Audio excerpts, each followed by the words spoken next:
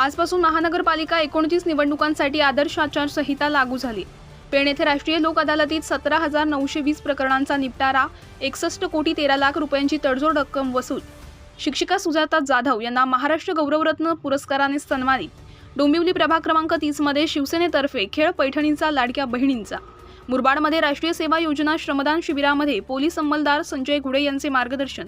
मुरबाडचे हरिभजन परायण छगन महाराज शेळके यांची स्टार प्रवाह मराठी वाहिनीवर कीर्तन सेवा। माजी नगरसेवक रणजित रामदास जोशी, सौ वृषाली रणजित जोशी यांच्या संकल्पनेतून वातानुकूलित अभ्यासिकाचे लोकार्पण।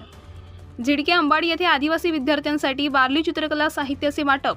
राष्ट्रवादी पक्ष आयोजित प्रभाग क्रमांक 10 मध्ये मोफत आरोग्य शिबिर संपन्न। नेहरू तारांगणात विद्यार्थ्यांनी घेतले आकाशदर्शन। ठाणे जीवनदीप वार्ता महाराष्ट्राच्या ग्रामीण व शहरी भागातील एक लोकप्रिय न्यूज पोर्टल।